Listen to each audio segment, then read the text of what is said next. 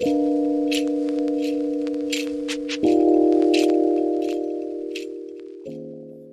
everyone, I'm Leigh Travers here from Binance Australia, and I'm really pleased to bring you Shane and Harrison from Crypto Tax Calculator as we jump into a masterclass to discuss everything to do with tax and digital assets.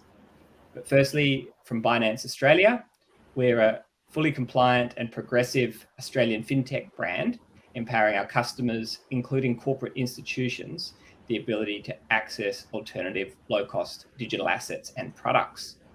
Now, it's been a big week here in Australia. We've had the Treasury submissions for what digital currency exchanges and licensing is going to look like, as well as digital asset custody, what the future is going to look like for Australia and Australians trusting digital currency exchanges. So we've put through our submission. We're looking forward to more information, more clarity, so digital asset customers can have more comfort in dealing with both the companies in the space as well as with the sector more broadly.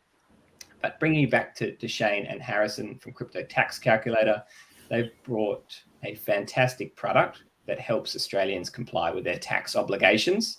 And they're going to be super helpful and run through some of the important elements of reporting tax and helping you understand to comply with your obligations. Handing it over to you, Shane. Yeah, thanks so much, Leigh. Yeah, Shane here from Crypto Tax Calculator.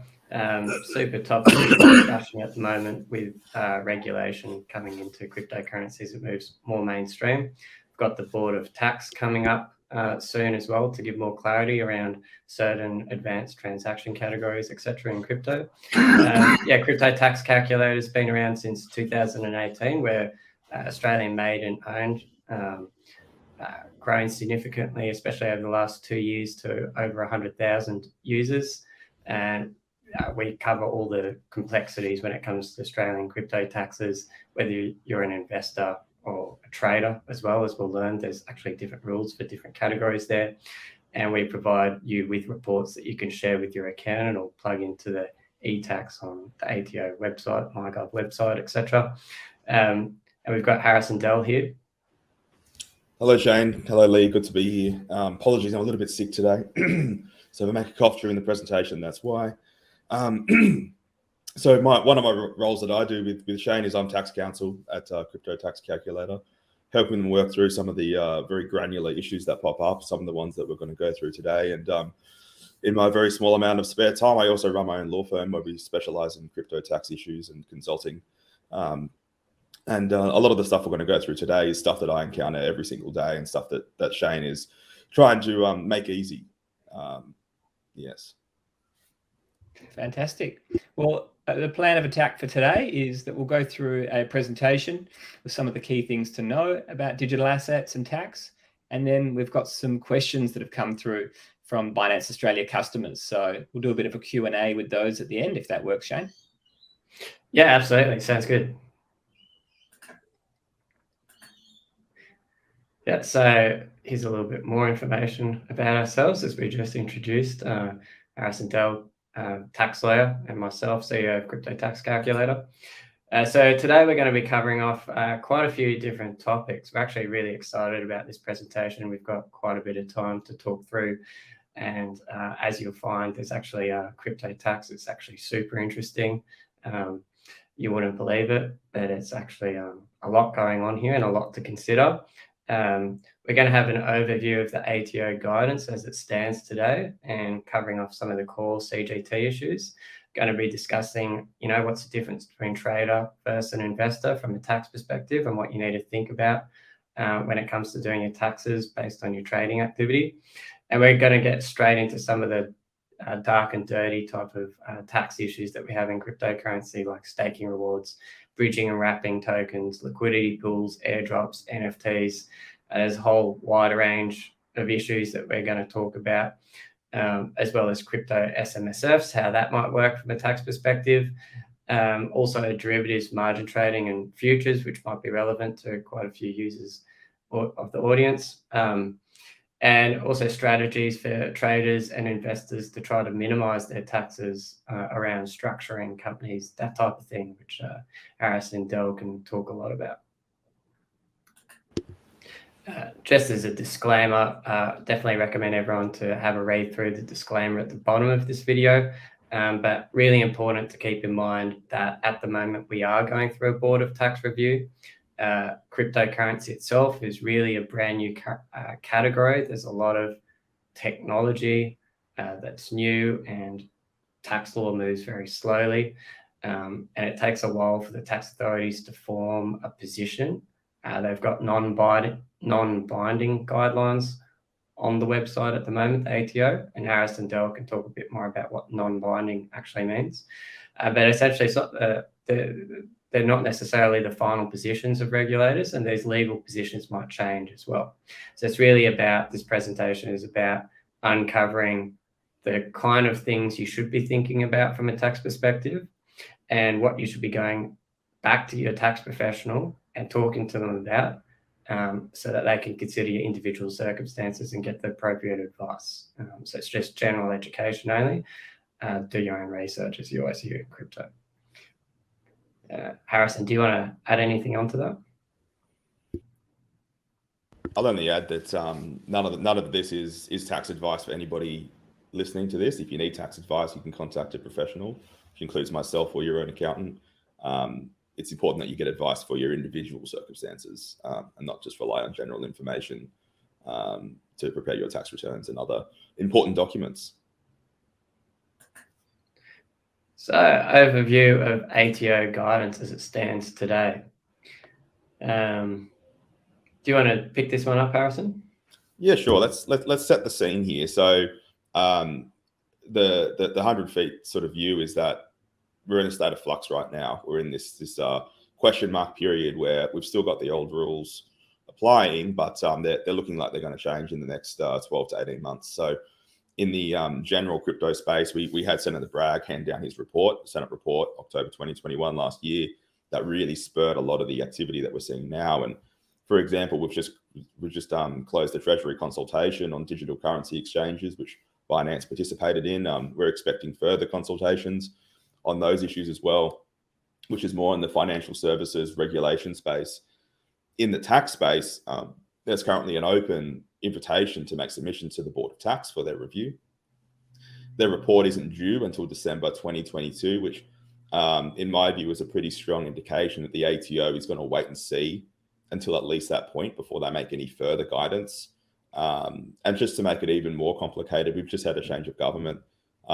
Noting that Senator Bragg is a Liberal senator handing down the report. We've now got a Labor government in the lower house. So that may actually change some of the aspects of the regulation that we see. And in terms of what we do have out there, the current rules, there are only two pieces of ATO formal guidance. The two rulings listed in the screen. One of them says that Bitcoin is a CGT asset, CGT applies. And the other one says that Bitcoin is not a foreign currency. That is all we formally know from the ATO. The rest we've had to figure out ourselves, or some of that non-binding website guidance. If you proceed to the next slide, there is a bit more information, I believe, on the ATO private binding ruling register. So the private binding ruling register is people who've asked for the ATO's opinion on certain crypto issues. There's a total of 7 rulings. That is it. These are indicative only. You can't rely on them. But in terms of formal guidance in the space, there just is not much at all. So a lot of the things that we're going to talk about today are still a big question mark. They are the most reasonable views that the ATO and practitioners have come to do the best job we can in trying to get it right. But because of the technology is so different than anything we've experienced before, it's just left some very big question marks. Shane, what do you think? Yeah, absolutely. We'll dig into that in quite a lot of detail, but essentially there are certain grey areas, and it's, like you said, I think, open to interpretation on a lot of this law at the moment. So it is really important, bolting onto the back of that disclaimer, that you do seek your own professional advice, and just use this as education. So core tax issues in crypto. The standard one is, CGT does apply on a disposal. That's something that I'm sure most of the audience is fairly across at this stage. It's been well pushed by the ATO and a whole lot of nudge letters and PR, etc. that you might be incurring a CGT event on a disposal of any asset, including cryptocurrency. However, it's a little bit more complex. There's obviously crypto to crypto transactions where you're potentially disposing of one cryptocurrency directly for another cryptocurrency, and that can be difficult because half the time it's not fiat denominated. You might have a third currency which you're paying for the fee in, which you need to consider. But it actually gets a lot more complex than that. There's these concepts in Australia around investor versus trader, which we'll dig into. There's concepts around, earning ordinary income versus capital gains, and different transactions could fall into ordinary income rules rather than capital gain rules, and that can affect things. There's complex transactions, things like wrapping tokens, like wrapping ETH, bridging tokens, say from ETH to BSC, etc. Liquidity pools, so what happens when you deposit into a Uniswap and get an LP token in return.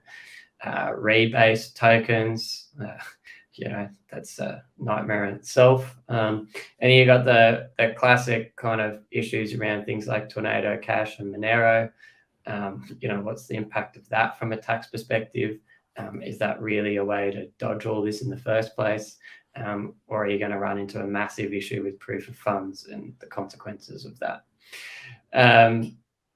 It's a really easy one to kind of highlight the complexity here is just gas fees. So you've got, the Ethereum network, you're paying gas fees, right? So the fees paid out in ETH, but you might be trading two different currencies, not necessarily ETH. So you might be on, say, Uniswap trading for like DAI to Uni token, for example, and paying for gas fees on a decentralized exchange. And the actual disposal of that gas, you need to consider the gain or loss on the gas itself, right? Because you're disposing of an asset. So there's that consideration. And then, once you've disposed of that asset, so you've got potentially a gain or a loss, which you might need to consider. But then you've got the total value of the fee, so the gas fee itself. Where does it sit? Can you add it onto your cost basis? Does it have to be on the buy side or the sell side? Can you equally apportion it? So there's all these kind of complexities that come out of just what seems like a fairly simple interaction with gas fees, for example. Harrison, did you want to add on to that? Well, yeah, it's it's just that the law isn't designed to apply to this kind of transaction where you're essentially bartering. You can swap Bitcoin for Ethereum via a liquidity pool, but in other asset classes like shares, you can't change your BHP shares for CBA shares. You need to sell them and then rebuy them, and that makes it a much more simple process in figuring out what expenses went where. But when there's a lack of rules, we're left to our own devices to come up with what we can reasonably just argue as being the most appropriate thing to do. So this is a grey area. And as Shane said, it's a really basic question.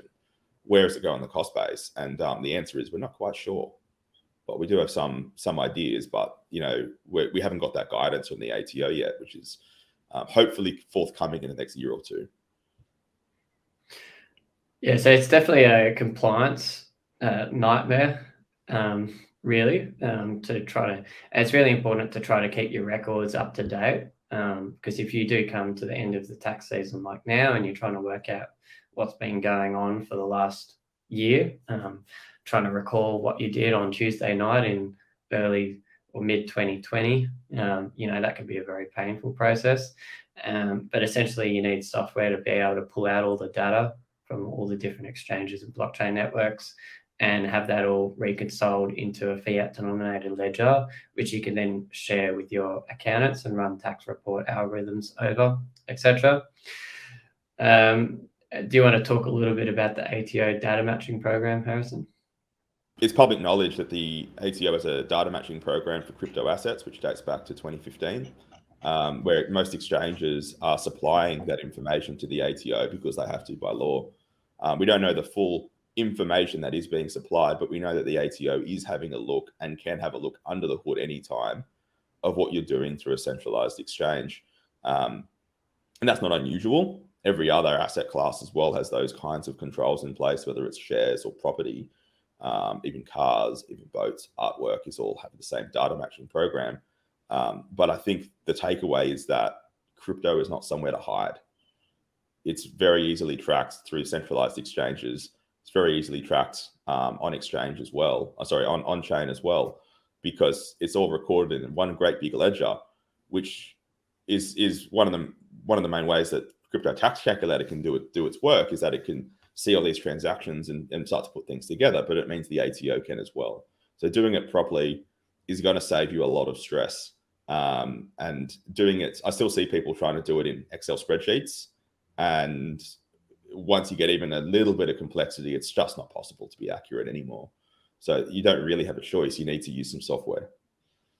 Yeah, it's a bit like anything else in crypto, right? You need, software to be able to interact. It's a digital asset, so it makes sense that you need software to do your taxes as well. Particularly with that on-chain transactions, I think that's probably one of the biggest myths out there. Is that if you're trading on something like PancakeSwap or Uniswap, etc., outside of a centralized exchange, that somehow this information is into the Netherlands and no one will ever know. The reality is the blockchain itself is a public ledger and it's meant to last for as long as the blockchain. So that's right. It's kind of like going outside the ATO office there and writing your transaction history in stone and it lasts till the end of time, and the ATO can just look back at that at any point in time and kind of match that with any other information which they have. Yes. All they've got to do is match your public address to your name, which they could reasonably do through looking through your transaction histories and your IP address tracing. There's businesses like Chainalysis out there that can do that analysis without too much trouble. And then you're done. It's all plain as day what you've done on that with that public address since you've ever started using it. So it's a very small amount of security you have trying to be private like that. And you're better off just doing the right thing. Yeah, it's certainly not worth looking over your shoulder, that's for sure. No. So we'll get straight into some of the complexities when it comes to the Australian tax rules. Absolutely. Harrison? I might start on this one, I think, mate, because this is a question that I get a lot because it changes how you account for your tax quite a lot. So there's two categories. An investor is someone who more casually invests, hold things longer term, less professional, looking to make a profit, of course, and they're under the CGT rules, which has got one main benefit being that if you hold an asset for more than 12 months, you'll get a 50% CGT discount if you're an individual or a trust. However, if you're more professional in your trading, if you're more frequent in your trading, have a large scale, all those factors listed there, which I'll go through in a moment, you'll be considered a trader, a professional trader. You're running a business. And when you're running a business, you've got a different kind of accounting system, which is called the trading stock rules. So you have crypto assets in your portfolio.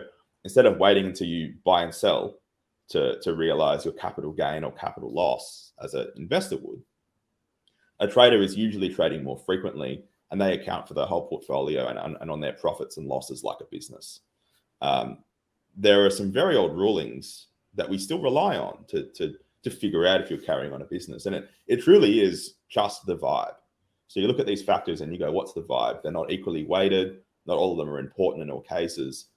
It really is the vibe. There is some case law to guide us. But if you want to see if you are an investor or a trader, or you'd like to be one of the two, especially one of the reasons for restructuring that we'll talk about later, usually you need some professional advice to at least go through these factors with you. So those being the commercial purpose or character. If you're investing in crypto assets, I assume you're here to make money. 99.9% of the time you are intending to make money. It's about how much money you're putting in. It's about whether you want to be carrying on a business. Do you operate like you want to run a business? How often do you trade? Do you have records of accounts? Do you have a strategy? If you're doing margin trading, options trading, all these sorts of things, spending a lot of time on it. It's more business-like. And how do other sort of traders sort of behave, the technical analysis, all those sorts of things. And there's any sort of factors as well you want to throw in for crypto in particular, but it's not purely just for traders. It could also be a yield farming business. It could be an NFT flipping business. It could be, whatever you want in the space, whatever comes next, can all fit into this definition. It's this free flowing definition. And Shane, Crypto Tax Calculator allows you to pick which one you are. Is that right? Yeah, correct. So in the report section, you can actually download the trading stock report, which considers your inventory at the start and end of year, as well as acquisitions and disposals. And then you can pass that through to your accountant.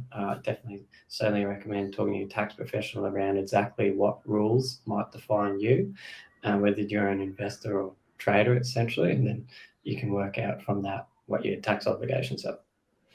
Yep, absolutely. And before we move on, there used to be, the ATO was very critical of people wanting to be share traders post the GFC because people had lots of losses. So if you're a trader, those losses are deductible against your income. So if you work a job as well.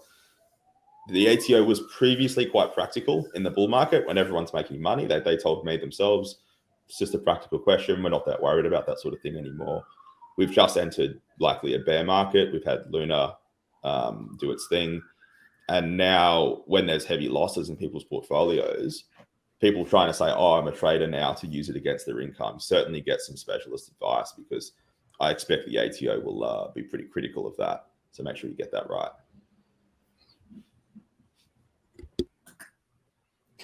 Staking and rewards. So this is a fun one.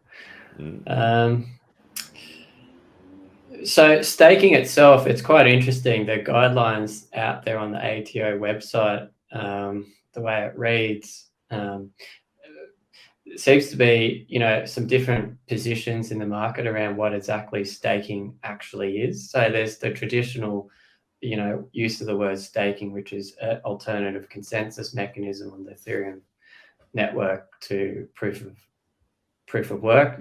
Mining is the typical one which Bitcoin used and ETH still uses, but they're talking about moving over to staking. And essentially the consensus mechanism, in layman's terms, is that rather than using computer hardware to secure the network and get rewarded for running computations on your computer, you can put up a stake or a collateral that, if you don't tell the truth in this consensus mechanism, then they can slash your stake, or essentially take away your collateral. And that's the punishment for not telling the truth. So there's an economic cost in terms of that collateral, rather than an economic cost in terms of energy from consuming resources to power your hardware. That's kind of the staking. That's one version of staking.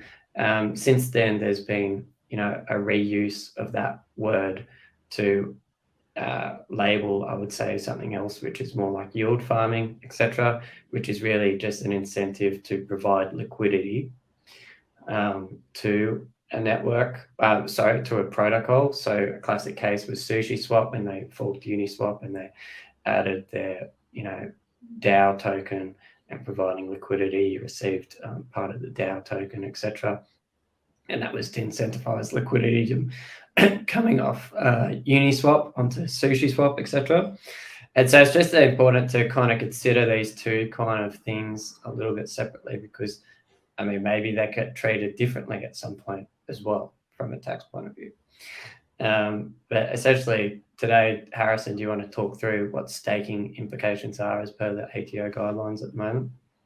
Well, sure, yeah. So this is where we start to encounter our first non-binding ATO guidance, and because it's just their website. So on the website, it says that staking is income, staking rewards are income, because it's like interest on a bank account. And going that layer deeper, look, that's as a general premise, it's likely correct. So one of the categories of ordinary income is income from property. So if you have a house and you rent it out, that's income that's come in because you have a piece of property.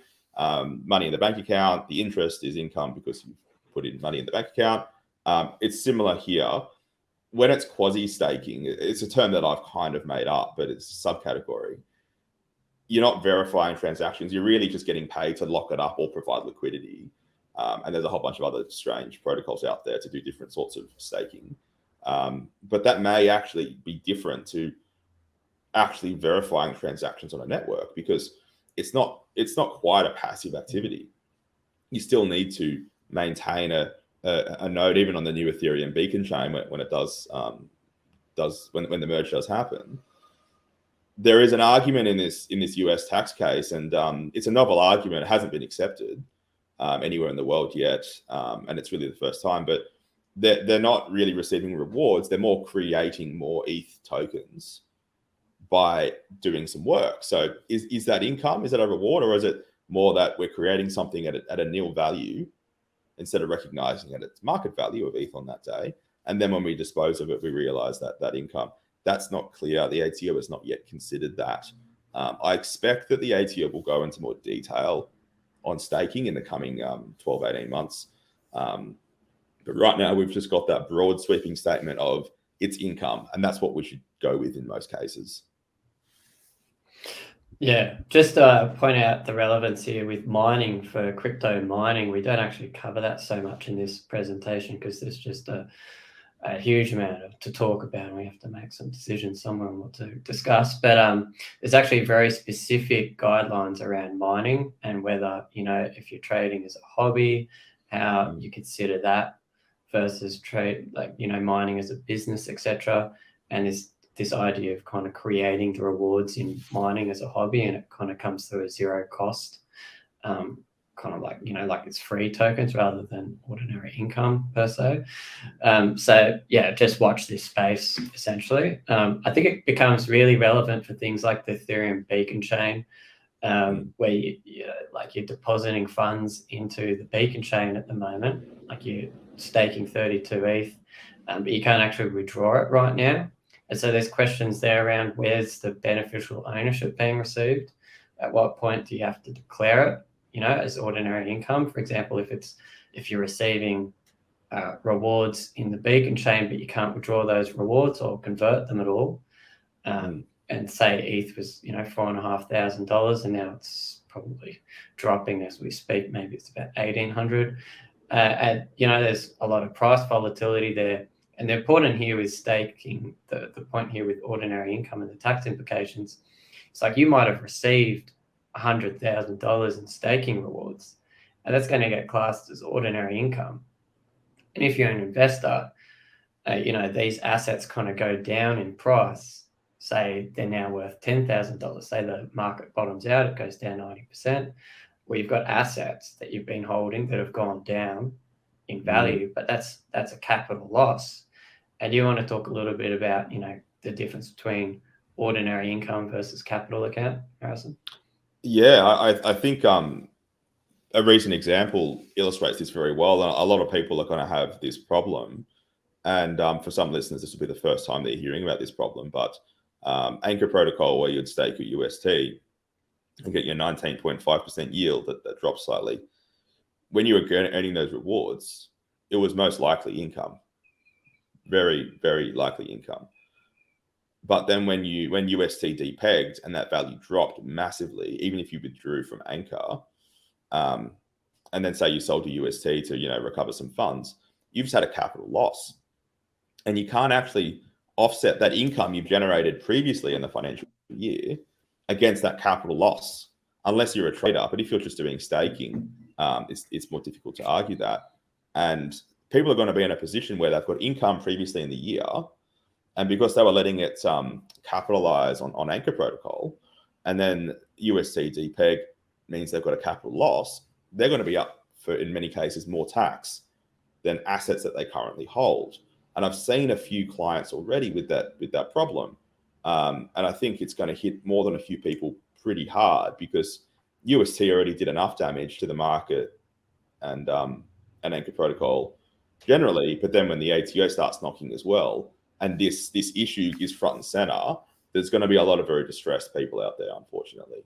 But it's good to remember that difference between, am I receiving income or am I making a capital gain or loss? You need to know where you sit and what kind of rewards that you get. Yeah, so to just illustrate this with a pretty clear example, say you've received $100,000 in staking rewards. That's ordinary income that gets, for whatever reason, it gets classified as ordinary income. And say you're fortunate enough to be on the highest tax threshold limit in Australia, say it's 40% for argument's sake. So, okay, you've got taxes here on that ordinary income of 40 grand, right? Yep. But now the price of the asset has collapsed.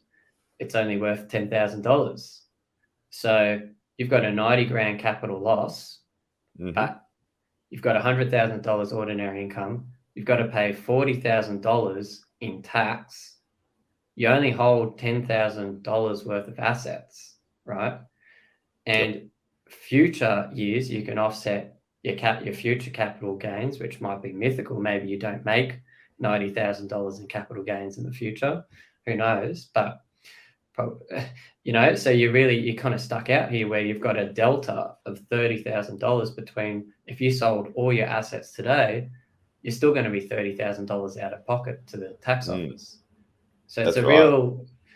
This isn't a superficial example, like UST Terra kind of situation really kind of highlights this this risk of holding these assets that you receive as ordinary income, and if you're not taking profit as you receive them, my Siri's just about to go off because that's what it does. If you're not holding, if you're not taking profit on this, then you're kind of, in effect, it's a lot like, say somebody pays you $100,000 to go fix the plumbing in the house or whatever, and then you go and put it all into Bitcoin and it tanks. The ATO would say, well, that's your risk. That's what you've gone and done. Good on you. It didn't work out for you. And we want to tax the $100,000 that you received for fixing the plumbing in the house of your neighbors or whatever.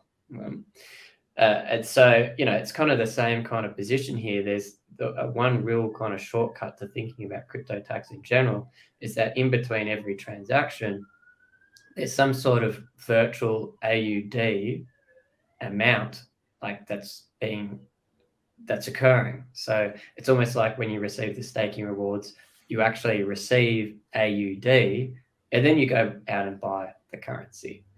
And so if you start thinking about it this way, you kind of quickly cover off some of the FAQ questions that come up, which is like, oh, doesn't that mean I'm double taxed and all this stuff?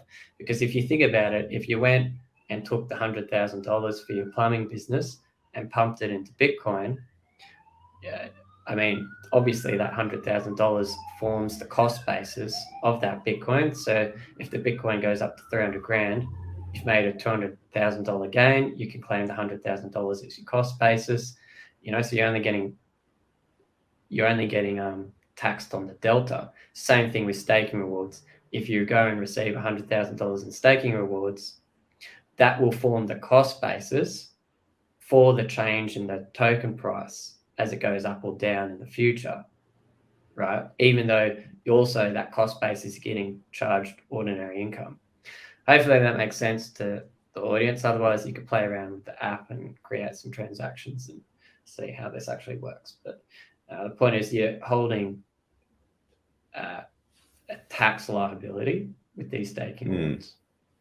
And probably the last thing that I'll add before we move on is there's a question of when it's income for you, because a really good example is Pancake Swap. If you're staking cake, it will compound, in auto cake, it'll compound every, few seconds. But you only get those tokens when you hit the claim button. And this isn't confirmed by the ATO anywhere, but this is my experience in practice, is that there's a special rule which says that income is derived when it's dealt with in any way on your behalf or as you direct. And it's certainly open for the ATO to say, well, letting it auto compound is a way that you directed or on your behalf, one of the two, and therefore it's taxable as it's credited every few seconds. Putting aside the compliance issues of doing that, you're not able to really control like when they're taxable and when they're not. And there's a lot of misconceptions about that. I haven't claimed it, therefore it's not income.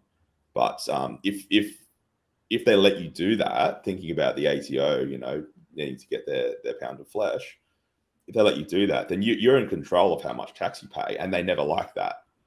if you're in control of your income to that level, they will usually get a bit upset. So I expect the ATO to apply it that when it's credited and when it's available for claim is when it's income for you. And but that question you raised before about the Ethereum beacon chain, the rewards are being generated, but you can't actually receive them yet. That's a niche question that I hope somebody approaches the ATO with soon. Yes, there's a lot of questions out there. Hopefully we haven't scared off most of the audience at this point. But yeah, it's just things to consider in the space, and it's just really, it's risk, right? Like everyone's used to risk in terms of staking, and they understand, you know, the capital side of things. Like, yes, this asset is volatile. Yes, it might crash. They're making bets on, you know, what the future price might be, etc. Yes. But, you know, people don't often think about the risks from a tax perspective as well. Yeah. And of course, it's very hard to go out and seek professional advice when you're degenning on a Tuesday night and you're kind of trying to ape into a token protocol immediately. But it is actually something you should really be talking to your tax professional about and trying to get ideas. Because also frequently what the ATO comes back with is that, you know, they've got like this kind of whole procedure for complex transactions. You can actually reach out to them as like early engagement and that type of thing. And their point is like, well, you know, you could have talked to us before you did the transaction. Yes. Which, I guess like the takeaway that I want most people to have from this is good tax hygiene means putting cash aside somewhere safe so that you can cover the tax liability. If you choose to reinvest that somewhere, note there's risk. A lot of people used anchor protocols to keep their funds safe, and that was not obviously a safe thing to do. So make sure that you're assessing your risk. Make sure that even if you're making money, your tax liability isn't going to send you over the edge because, there are going to be people in that situation. Just make sure that you're prepared for all those things. It's better to deal with it today than to get to the end of the year and have to make more money to cover your tax liability, because that's easier said than done. It'd be very nice if it was easy, wouldn't it? Yeah. So let's move on to another topic, bridging and wrapping. Maybe not as scary, maybe so. So I mean, some definitions, right? So wrapping, the way that we're going to talk about it is really like, I guess, like an upgrade or a change in the underlying token protocol. So the classic example would be Ethereum native token, Ether on the Ethereum network. You can't actually, in the existing network, you can't actually use ETH to directly interact with smart contracts. I think that might not be technically correct anymore, but was the case at least. So you need to be able to wrap it into what they call wrap ETH, and then you can transact directly with or interact with other ERC20 tokens. And before I get flamed about, you know, Uniswap allowing ETH to other transactions, actually wrap it in the background there, so don't flame me. Then there's also bridging, where you kind of, we're going to define it as transferring it between two protocols. So for example, you might have USDT on ETH, and then you might want to transfer that over to BSC. And so you bridge it across the network, essentially. USDT is actually a good example of this because fundamentally it's meant to be tracking the same asset, which is US dollars. And it's even got the same ticker symbol. But sometimes you can bridge from like an L1 to an L2, and they might have a prefix on the ticker symbol with like, I think like A or something like that, which might represent. There's a few with suffixes as well, like USD, CE on Avalanche, and there's a whole, like, they can do whatever they want, but it usually appears slightly differently. Yeah, and just to confuse it, I mean, I'm well aware of the idea of, you know, Bitcoin and wrapping Bitcoin onto, say, the ETH network, and it's called WBTC. But for this conversation, we're just going to think about wrapping as it's kind of on the same network and you're actually upgrading or changing the underlying protocol, and bridging as moving assets which are meant to be theoretically tracking the same asset in the background between networks. So the big question here is there a change of beneficial ownership, or is there a CGT event when you do these activities? The question is, the answer is maybe, but the ATO view I think is a good place to start. So the ATO view is, as we've seen before, quite basic in that it says coin-to-coin transactions are a CGT event. You've disposed of one asset and gained another, and that makes sense when you're selling Bitcoin for Ethereum or whatever it may be. But when you're not actually transacting with another party or with a liquidity provider or market maker, and you go, I'm putting in my Ether and getting out Ether with some different features attached, it's not quite as clear that is a change of beneficial ownership, because you still own the asset. And in fact, I believe you can reverse the wrapping as well and get out that original asset if you so wanted to. So you can still access it. You haven't sold it, but that ATO view is what they will say to you. My view is it's not that simple. There needs to be a much deeper analysis of what you're doing here to determine if there's a change of beneficial ownership, because that's what the law says. If you it doesn't say coin-to-coin transactions are taxable. It says there must be a change in beneficial ownership, and that means who has the ultimate benefit of that asset. It's certainly arguable that you still have it because it's just locked into a smart contract. And the example I've used with people is, if I've got a $10 note and I put it in my wallet, I've wrapped it, I've done something to it, I can now transport it around more easily. Some things have changed about it. It's now folded. It's not a CGT event though. And it's not that much further you've got to go to say, well, maybe this isn't a CGT event in some cases, and we've got to do that analysis. And I'm fortunate enough to have some clients with this issue on a large scale where we've got to delve into it. There's a whole range of arguments. There's that one. There's another one saying that just the change of rights on a share is not a disposal of some of those rights, which are CGT assets. So could we make that argument? Maybe. And I think the fundamental thing to remember is you're not dealing with another party. It's certainly arguable, but taking that position is technically against what the ATO is saying. So you should certainly get professional advice and consider engaging with the ATO, and are waiting for future guidance on this issue as well, because after December 2022, I expect there'll be more the ATO has to say on this issue, because this one has been raised with them quite a lot in the last 6 to 12 months. Yeah, it's going to be really interesting after the Board of Tax review what comes out of this. I'm aware of quite a few, there's a number of high-profile kind of cases floating around at the moment with esteemed lawyers like Harrison.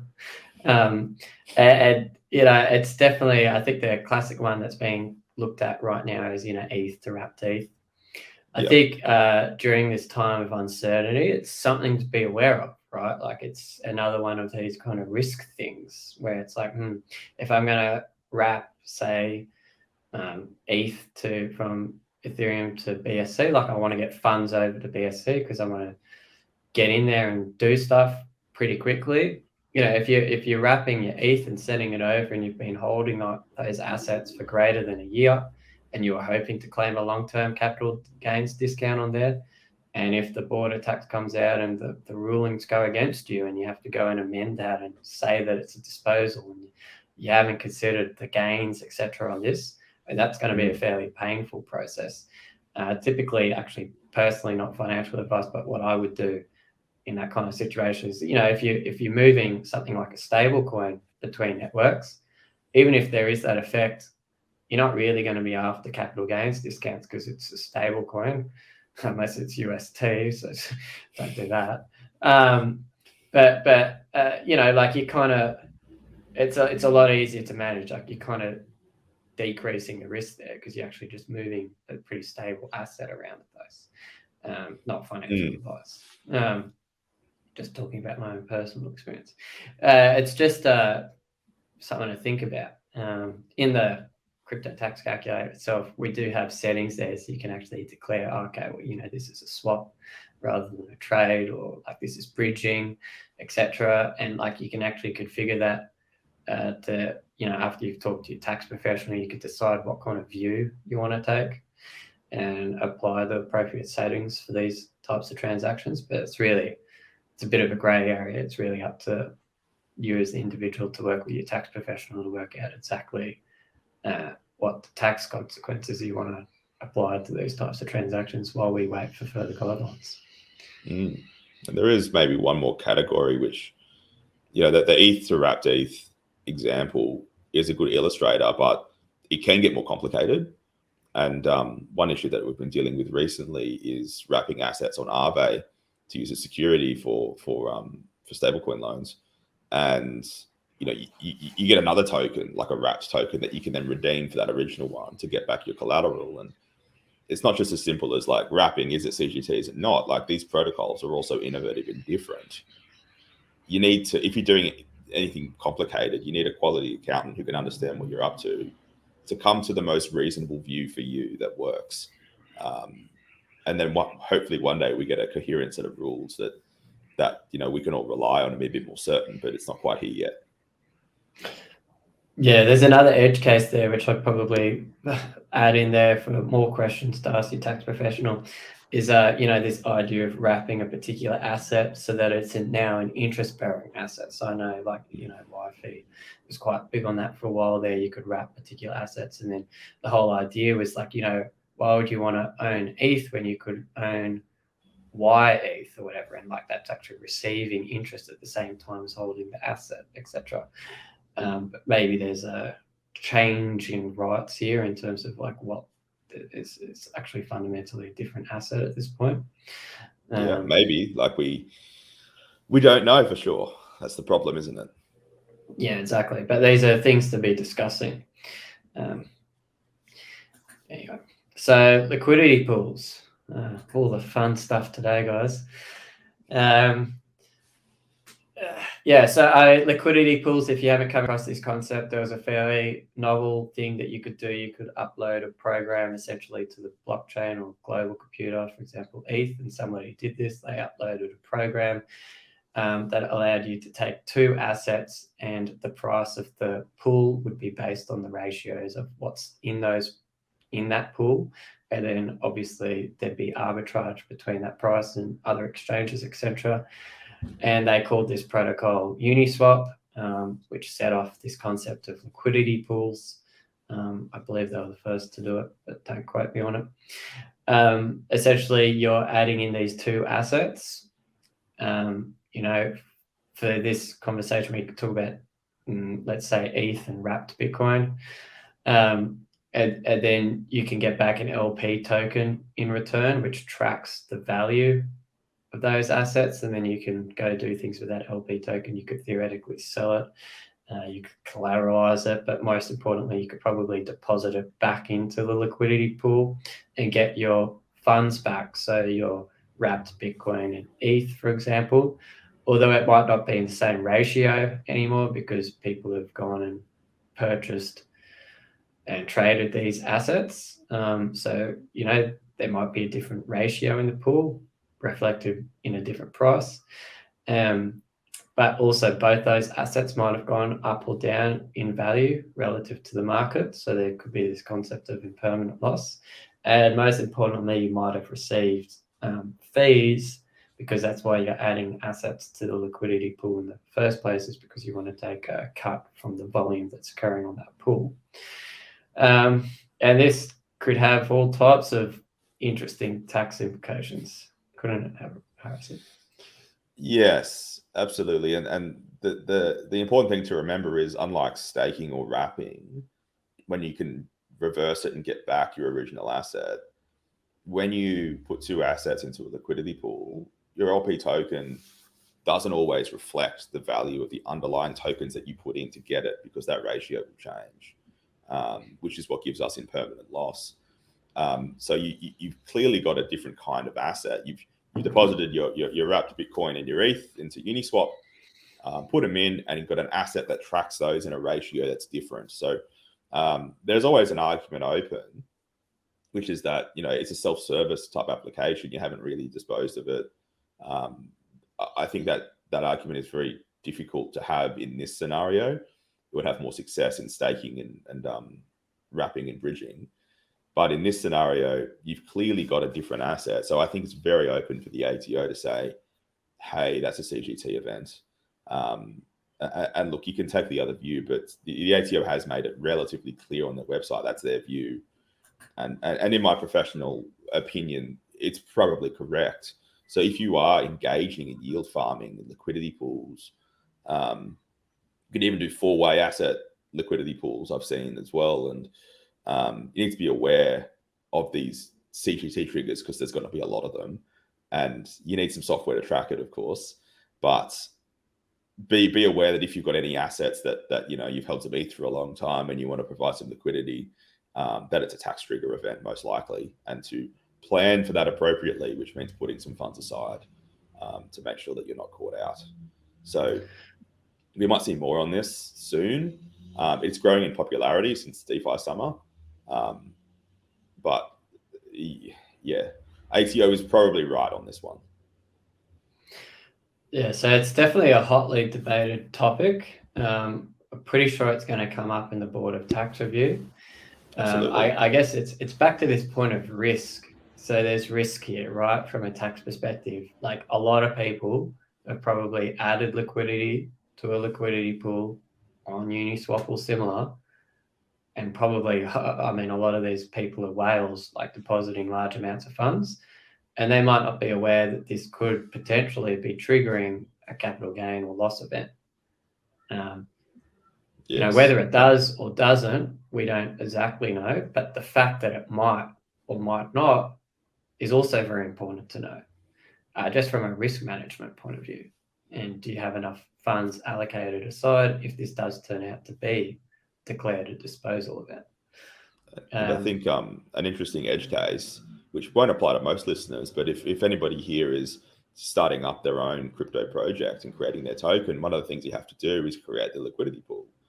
If you've created this token for yourself at a nil value, do your launch, it's now got some value, and then you put it into a liquidity pool, you've probably triggered a CGT issue for yourself there. So you need to make sure you're planning appropriately, and project sort of planning is outside the scope of this, but the same rules will apply most likely.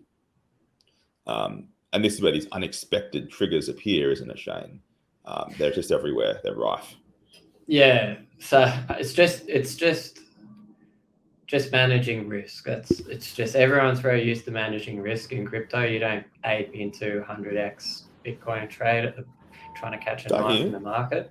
Right. Similar type of thing. Yeah. Yeah. Not everyone anyway. Not everyone should, yeah. At least. Yeah, not financial, of course. Yeah, so it's just complexity. Like, there was a really good guideline, well, not good. I'd say hotly debated guidelines that were put out by the HMRC. And who the hell is the HMRC? So that's the UK equivalent of the ATO. And importantly, we're a colonial part of the Commonwealth. We derived a lot of our initial laws from the UK. They put out some pretty strict guidelines, basically suggesting that any kind of disposal, like into a liquidity pool or even staking, etc., like you actually don't hold the asset anymore, like you don't own it, like you've given the right to somebody else, and you've got the right to buy back at a future date for a difference in value, and it's actually capital speculation. They made quite a interesting argument there that's also being hotly debated in the UK, but importantly, the HMRC actually published guidelines suggesting this. But in Australia, we're being quite proactive, or were at least, with Senator Bragg trying to encourage innovation in Australia and seeing the opportunity to push forward with cryptocurrency innovation. And there's also a very strong argument to be made here that liquidity pools are an innovative concept, that they do need these LP tokens as part of the structure of the algorithm. You can't really get away with not having this to track the asset and be able to get the funds back at a certain time in a decentralized state. And why should this technology be having negative kind of tax implications compared to more traditional order book style exchanges? And there might be some innovation there in terms of tax law or rollover triggers, that type of thing, that come out of the Board of Tax Review. But the point is, we just don't know yet. And so it's just it's risky. Yes. It's worth talking to your tax professional about what to do in that uncertainty. Yes, we're very much taking a wait and see approach, whereas HMRC in the UK has sort of gone gung ho and published some stuff and upset a lot of people. I think Australia is doing a really good job of seeing what other countries are doing, taking the good, just moving slowly on this, because it's such a brand new, innovative asset class. Taking a hard line, you know, the US has had some problems with being extra harsh on crypto securities and tax law. The UK as well, you know, Germany's had a bit of a strained relationship as well, but other countries are pivoting towards it, like some of the UAE countries. And so Australia's taking a very considered approach, which in the long term is good. So we don't want to rush to get the wrong answer. So airdrops, a little bit easier to think about, you'd think. Yeah, so airdrops, how we're going to define that is essentially somebody's plopped you a bunch of assets for free, essentially, or for doing something, but it's kind of like a giveaway would be a more typical terminology. But of course, in cryptocurrency, we come up with our own cool words, so we've called it airdrop. But we're going to kind of define it as similar to a giveaway in this circumstance. And yeah, again, interesting tax implications potentially, Harrison. Yeah, so the broad sweeping statement again is that airdrops are income by the ATO, and again, if you delve a bit deeper, it's not quite as simple as that, in my view. So a good example is the recent ape token drop. Well, if you held a board ape, you got some ape token. It's worth quite a bit of money. I think it was worth about 10K or 20K or something when it came out. And it makes pretty good sense in my mind that you held an asset, and because you held an asset, you received something. So the ATO has a leg to stand on to say that's income. It's income from property. It's income from that board ape you hold, that NFT. But there are other kinds of airdrops which might appear in your wallet because you've used another network. So previously what projects would do, this was more rife a year or two ago, but it still occurs, is they'd get a big list of public addresses that had interacted with a certain smart contract, and then they would airdrop their token to those addresses to get their token out there in the market. Now, you may not even want this token. It might still have some value, but you might go, I didn't even want that. It's certainly arguable to say, well, that was a gift. Is it income? I didn't do anything for that. I didn't hold anything for that. It's just like I was essentially lucky. And it's going to be an issue because airdrops happen all the time. Some of them are from malicious tokens, which appear to have high market values, but actually are a honeypot. If you sell them, your wallet may be drained. So the ATO, I've spoken to the ATO about this issue, you know, malicious tokens, absolutely. If they don't actually have the market value as reported on, you know, coin market cap or something like that, it's very arguable to say they have no value. But the starting position is going to be, yeah, it is income. And that's probably right in many cases. I think there's edge cases where it doesn't apply. And again, it's up to you to get that advice and look at your own circumstances, soak in information like this to make that decision of how you want to treat certain airdrops that you've received. It's unfortunate that nothing's easy here, Shane. Nothing's easy. Yeah, so I mean, just add to the complexity with the border tax review coming up, etc. You know, there's other jurisdictions. Again, the UK is a good example of this, where they kind of went into a bit more of a nuanced kind of argument here around airdrops. So they kind of said, if you do something to earn the income, then that's if you do something to earn the airdrop, then that's considered income. Whereas if it's just kind of randomly sent to you, then it's more like a gift with like a zero cost acquisition, that type of thing. Yeah. But we don't have those kind of guidelines in Australia, to be clear. But maybe these are reasonable positions to think about for the Board of Tax Review. Yes. If any of them are listening. And maybe we'll get some better ideas around this after that. Yes. And I guess tax is the same even outside of crypto. You have to assess your own circumstances and take a position. and you need to get advice to do that. And the first thing before you can get advice is to actually understand what's happened. So get your compliance up to date, and then go, well, is that an edge case? Do I need to do something about that? And that's how every other area of the law, every other area of commerce works in tax. So yeah, this isn't unique, but it's just there's a lot more unanswered questions, I guess. Yeah, so what we could do, I'll work through the product later, but essentially what you want to do is import all your transactions into our product, and you can actually mark these types of airdrops as such, and then you can actually, comment your accountant, like invite them in, comment to your accountant, hey, how do you think we should treat this, etc. So you can actually collaborate from within that platform as well. So talk about NFTs, the recently hot topic of 2021, I'd say. Non-fungible tokens. If anyone hasn't heard about them on this audience, it's not just Bored Apes or JPEGs. There's also other ways of earning NFTs or using NFTs.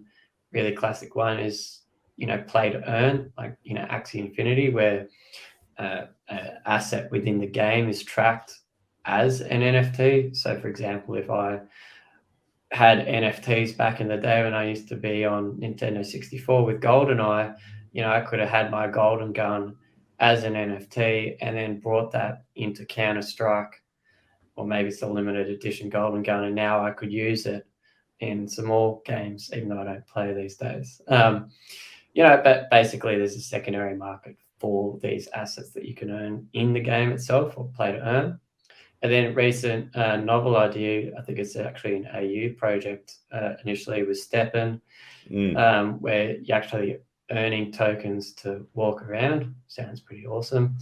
And then you can, use these tokens to buy shoes, etc. And you can actually breed these shoes or combine them to create like a mutant shoe, which actually earns you more tokens, that type of things, like move to earn. Yeah, pretty interesting, like just from more like a complexity in terms of what these transactions actually mean. Obviously, like play to earn, you could get high frequency of transactions here. Imagine if every single bullet was an NFT, for example, with your golden gun. That'd be pretty difficult to track. Are these like disposal events every time you shoot the gun from a tax perspective? But also quite common to, dispose of one asset, for example, ETH, and then go and acquire 20 different NFTs all at once within the same transaction, i.e. kind of similar to minting. You can also do N-to-1, so you could breed NFTs, so you might be able to combine two crypto kitties. They're disposed of, and now you get a new cryptocurrency crypto kitty in return. You can have royalties embedded into the NFT, so on every secondary sale, the income is kind of transferred back to the original owner, etc., or some sort of mechanisms there. So there's just it's kind of like a combination of all of the above that we kind of discussed, isn't it, to a degree, Harrison? Yeah, it really is. You can stake, you can airdrop, you can do all those things with NFTs, except you've got to account for every single token, essentially. And the extra issue that comes up is personal use asset. And it's not mentioned in this slide, but I've had people, getting NFT Bored Apes or OK Bears or anything, and they go, well, I use it as my profile picture on social media. Surely that's a personal use asset. And that the two requirements for a personal use asset, which gives an exemption from CGT, is that you bought it for less than $10,000 AUD, and that it's kept mainly for personal use and enjoyment. And like, you can see how it's open to do that. You go, well, I'm using my Bored Ape as my profile picture. I bought it for less than $10,000 if you were lucky. And you never really want to sell it, but then someone offers you 200 ETH and you go, well, I may as well. ATO has been very critical of that. There is one private ruling out there saying, well, just because you use it for that purpose doesn't mean it's kept mainly for that purpose. It means that it still has an investment purpose because you ended up selling it. And I think that's flawed logic on a couple of levels. But it just goes to show that like people seem to think that this personal use asset thing applies to NFTs if they just use it like that. But it's very, very far from that simple. It's actually a very narrow set of circumstances that'll fit into that. Perhaps in Steppen, if you were just doing it for fun, as a hobby, you could claim that's a personal use asset. ATO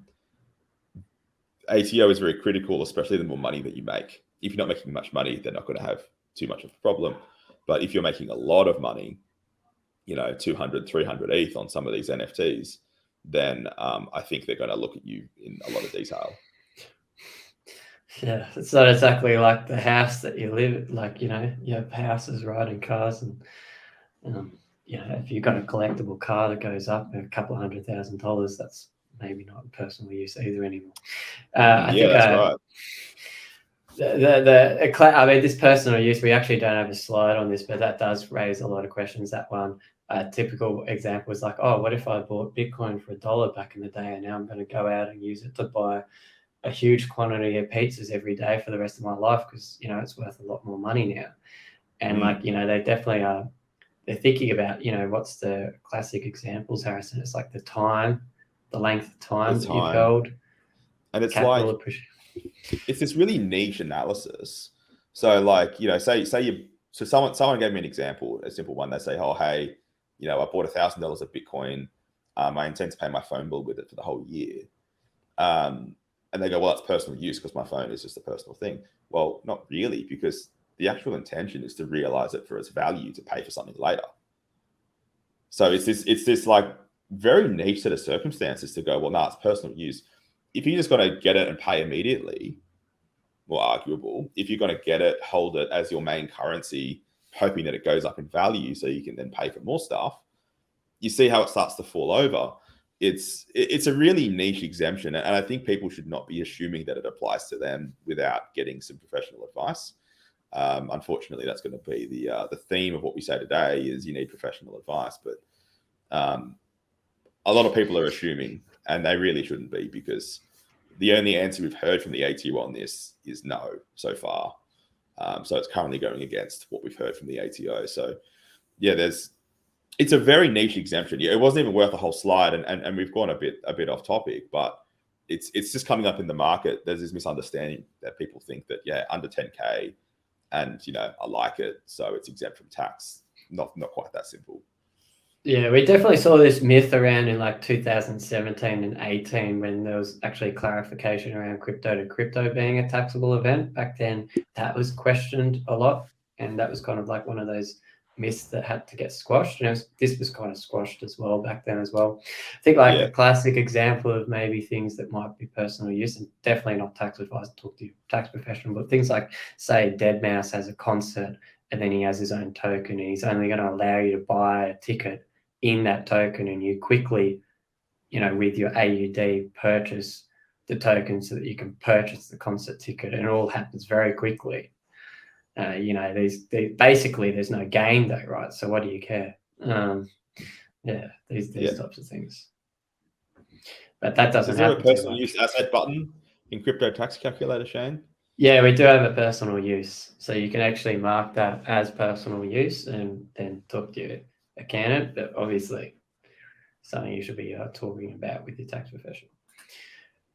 Lots of other issues. I might run through a couple of these ones because they're kind of edge cases, but they still come up for people who do things on decentralized networks. And the very first one is something that people don't expect, is that technically a supply of an NFT from, say, me to Shane, but both in Australia, I'd need to consider GST. I need to consider those things about, am I making over 75,000? All those sorts of things, and apply GST and give him an invoice. And practically that's not possible, because if I'm selling it on OpenSea, I don't know who's buying it off me. So you've got this issue of like, yes, you've got a GST problem, but it's almost impossible to figure out how to deal with it. This is less common a problem for investors and traders.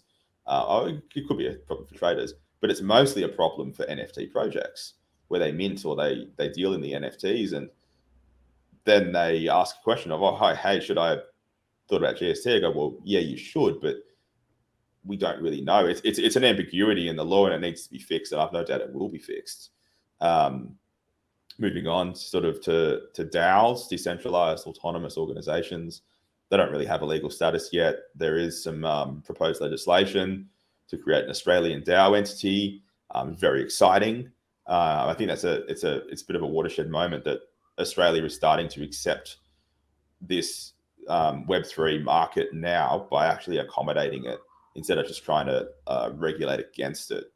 And just in general, financial services law problems of, is a token a security, which is something that Binance would deal with on the daily.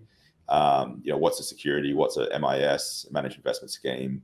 What's a utility token? Most tokens that you see will be utility tokens, but some of them would probably be securities. All sorts of other niche issues. When you're a founder of a project, you receive a bequeathment of tokens. Is that taxable for you? We don't really know, because when you do that with a startup, if you worked at Crypto Tax Calculator and you got some shares because you're very lucky, you've got all sorts of concessionary rules, but because they're tokens, it doesn't really apply. Just this clarity on all sorts of things. But a big one is just an easy way for people to know if they're an investor or a trader. Currently, you have to go and pay an accountant or a tax specialist to figure it out. So, look, they're just some of the issues, and the ones we've spoken about before, and they're all going to come up in the Board of Tax report in some way, shape, or form. And I'm expecting the report's going to say, like, yeah, this is really difficult to comply. We need to make it a bit easier and a bit more certain for people. What do you think, Shane? Yeah, absolutely. And I think there's already some existing ideas there around, being able to move into kind of trading stock rules more easily, I guess, given certain criteria to make this compliance easier to think about and reason about. Yeah. Cool. So another thing which some of our users might be quite interested, audience might be quite interested in, is crypto and SMSFs as well. Yeah, so these have got the same regular legal issues that you get with any SMSF, plus a few extra ones. The first one being that if you have an SMSF and you're wanting to buy crypto assets, you should check, first of all, whether it's an allowable asset class under your trust deed. And people don't normally pick up and read their SMSF trust deed because they're relatively standard. Some providers will include it, other providers won't. So before you start opening accounts, you should check whether it's allowable, because if it's not allowable, it'll cause you problems. With exchange accounts like Binance, having the ownership of the wallet of the crypto is quite easy to show. You can say, well, that's the account for the trustee of my SMSF. But when you start doing things off exchange, things get a bit more hairy. How do you document that a particular MetaMask wallet is owned by a certain entity? You need to get legal documentation to detail exactly what you're doing. So make sure you get that in place before you start dealing with your assets in crypto. We've got valuation guidelines from the ATO about how we need to value them, being market value for the most case, as well as crypto is not a listed security, so it falls outside those related party transaction rules. It's good to remember that superannuation is a highly regulated area, and that the intention of superannuation is to provide you with retirement benefits, not to provide you with current day benefits. So if you are investing in crypto assets, make sure it's in accordance with a strategy that you've put in place with an advisor, not just spending your retirement money on cool NFTs. Doesn't sound like a good way of well, I mean, anyway, up to the audience to decide if that's not financial advice. Maybe NFTs are the best asset class, but you definitely need to get some specialized advice and speak with an accountant that has a relationship with an auditor who's comfortable with this area of assets, because a lot of them are not. So just getting those things done, getting your account signed off, you don't want that to be a problem. So like any other area, preparation is key. Just tick all those boxes before you start doing things in your super fund. Awesome. We spoke about a lot of this already. Sole purpose test. Apologies. One thing to remember is that a superannuation fund gets the CGT discount. However, it's not 50%; it's 33%. That's to account for SMSFs have a lower tax rate. If superannuation funds are looking at crypto and it's too complicated under their particular fund, there are other kinds of investments instead of just buying and selling lots of tokens, which might be ETF listed alternatives, or there are some tokens that actually track an index of other tokens, such as DeFi Pulse. And the name of the game in SMSF, just to keep it as simple as possible, you probably don't want 10,000 transactions in your SMSF because it's going to be very expensive for the auditor to understand what you've done. Even with great software like Crypto Tax Calculator, it's just a much higher threshold that you need to reach than just submitting your tax return. You need to get audited statements of account. So make sure you're very careful and you plan very well before you start using your SMSF for crypto. I think I've scared everybody sufficiently with that one. Yeah, so another one which I think audience will be quite interested in is derivatives margins and futures trading. So this isn't something I've seen a lot of information out on in the public, but it's definitely something to think about from a tax perspective as well, isn't it, Harrison? Yeah, that's right. And just because it's crypto being the subject of the CFD, the future or derivative or options, whatever it is, it's just the regular sort of treatment applies, which is that you don't buy a futures contract as a long-term asset. You clearly buy it with a profit-making intention. And we haven't covered it in this because it doesn't come up in crypto very much, but there's actually three kinds. There's investors, subject to CGT. There's traders, which are carrying on a business. There's this middle ground, which is actually still income that you're dealing with, but it's when you're buying assets, but with a profit-making intention, which means two things. Number one, that the profits are income. So that would be margin trading for the most part, unless you're holding a very long-term margin trade, perhaps. Futures, options, most derivatives in this market, they're going to be on income account for you most likely. But it also means that if you make losses on those products, they are revenue losses. So you can offset those against your income or capital gains. So this space is evolving quickly. Binance has got very advanced platform for these, and you need to do a bit of training to be using those. So understanding that the tax on these kinds of transactions, it's not complicated, but understand that you're doing an active sort of trading business in almost every single case. And even if you're not, it's still going to be income in one way, shape or form, because these are complex products. You don't invest in your CFDs long term. You invest them to turn a profit and move on to the next one. So there isn't much out there in the market. You're right, because Shane actually mentioned that to me the other day, and I went out there having a look, and there's nothing for crypto derivatives and products like this, but it's the same rules as with regular sort of option trading. You can option trade on anything, whether it's the price of milk, the weather tomorrow, financial assets, crypto. It's all the same tax treatment. But yes, a lot of people don't understand that. So yeah, good to make that clear for people, I think, Shane. Yeah, absolutely. And just to shill my own product there that we've been building out, obviously being Australian based, we've accounted for a lot of these nuances. We actually generate different reports, like your net P&L report for these realized profits and losses from closing out future trades, etc. And so that's actually generated as a separate report. It falls into the other income category in the report section, which I'll do a demo of shortly. And you can actually take that report to your accountant and talk to them about these particular types of transactions and how they might be treated differently to, your buy and hold type of strategy with normal cryptocurrency assets, like on spot trading accounts, etc.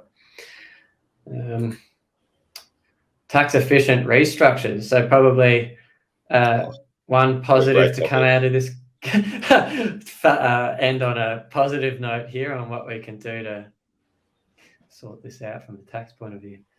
Yeah, absolutely. And you can plan for the future. It's called planning for a reason, tax planning. You can't change what you've done in the past. So the very best thing to do is to get advice at the start. But commonly what I see when people are looking at restructuring and using maybe a company or a trust is, well, I've made too much money too quickly, and it makes you feel very sorry for them. But luckily there's ways that you can help them. So there's two main restructures. One of them's for investors and one of them's for traders. For investors, you can move your crypto assets out of your own name into the name of a company without triggering CGT and those assets that you hold. The rollover meaning that you roll over that capital gain until the next time a CGT event happens, like a disposal. This is really handy for people who've made lots of money very, very quickly in less than 12 months and they want to liquidate. The most recent example that I dealt with was a bunch of traders a bunch of investors, that bought a lot of Dogecoin very cheap, and they quickly grew from about $5,000 to about 1.5 million AUD each. These were labourers on a construction site in Sydney and in Melbourne. I remember being on a phone call with them, and I was a bit in disbelief. But if they'd sold it just in their personal names, they would have got a 47% tax rate for most of that, being over 180,000. But we move it to the wholly owned company for each of them. The tax rate dropped to 30%, as well as you generate franking credits. And I don't want to go into a discussion on franking credits, but essentially that's company tax that you pay that you can reclaim when a dividend is paid to you, so you can control how much tax you pay to some extent. There is one main downside to these companies, this restructure, the 122A, which is that you lose that 50% CGT discount. So if you have longer term holdings, it may not be appropriate for you. You should do the maths. You should see an advisor and figure it out whether it's a good idea to do that. It can still be a good idea, particularly to turn, perhaps a large successful investment into a longer sort of pension style retirement sort of payment. Set up this company as your family wealth investing vehicle. It can still be a good idea even if you've held long-term assets. And I've done it for quite a few people that OG holders of Bitcoin or Ethereum that have obviously done quite well. That being for the investor. So you hold it on capital account. You're relatively passive in your holding. If you're a trader, you can restructure your trading under a different kind of restructure into a family trust, which is great because you can pick up all of your trading activity. You might have been holding some assets for a while. I've been seeing it quite a bit with NFT flippers. Pick it up, move it to a family trust. The main benefit of a family trust is that, say, me and my family, if I was doing all the trading, that would be income for me. But if the family trust is doing the trading, we can determine that the income goes to me, goes to my wife, my fiance, to my children, to my parents, grandparents. You get that ultimate flexibility, and that can reduce your tax massively. It's not uncommon to see NFT traders making anywhere between 500,000 to $1 million or even more, and restructuring them into this kind of entity makes a lot of sense. It can also apply to crypto traders. It can actually apply to any business, and there's not really much downside. So once it's in the trust, it increases your complexity a bit. You certainly need an advisor, but it's basically all upside if you can get into it. If you are an investor carrying on a business, so the key question that we covered really right at the start is: are you an investor or are you a trader? And that's going to guide what kind of restructure you can do. And there's more creative ones, but these are like the main two that I use in the marketplace to help people manage their tax sort of at a structural level, not in the weeds, figuring out transactions, but applying that strategy as well as a strong compliance strategy and figuring out your airdrops and your staking and your bridging and all those things is what's going to keep more cash in your pocket at the end of the day, so you can grow your wealth faster, which is what we're all here to do, I think. Super interesting. And obviously, if you want to go through this restructure, you really do need professional advice here. As somebody like Harrison Dell can definitely help you out. Absolutely. Well worth the investment, I'd say. I'm just a little bit salty now that I'm not one of these NFT traders, but anyway. Yeah. Me too, mate. Yeah. So we got a few questions, I'd say, out of this presentation, Leigh. What do you think? Just looking into what we went into today, we have answered a huge number of those questions that we had from Binance Australia users. So I'll go into a couple, but I think, firstly, really appreciate you both going into the detail here, especially on some of those tax efficient structures that some investors may not be aware of just yet. So thank you for that. We went to the detail around, UST and what the tax obligations can arise from some of those high reward tokens. So that's something to be aware of for future years, certainly. Shared some insights around those on-chain crypto activities and how regulators do have access to that, and some of the tax obligations you may have from participating into the on-chain crypto world. I do think, though, that there's clearly an opportunity to consult with regulators, and it sounds like there's some private consultations happening at the moment, because clearly it needs to get simpler, and it'd be a win-win both for users and the tax office, just to make things more simple. And I think finally it was quite pleasing to hear that things are simpler on Binance rather than using on-chain activities and so forth. So yeah, good to hear from Binance, and hopefully we can make the reporting to groups like Crypto Tax Calculator and others as seamless as possible. But just looking into a couple of the questions, we had one user that had said he only made a small profit, so quite insignificant. Is that something that he'd still need to report, or could he just leave that? I might take this one. Yes, you should report it. Small is relative, but like understandable if you've only made a few $100s and the compliance costs are more than that. It does seem a bit silly. Like certainly that might be a DIY situation where you're better off to have a go yourself. If there's not too much profit and you're confident in that, doing it with getting a crypto tax calculator to just sort of run it and be sure of that is a good idea, because what we're going to see is if you report nothing, the ATO actually has that data matching. They actually do match the data, unsurprisingly. If you're trading on Binance or any other platform, you will get a ping on your tax return when you lodge it saying, hey, you've got crypto assets. Are you sure you don't want to report anything? So it's good to do your best to do it properly.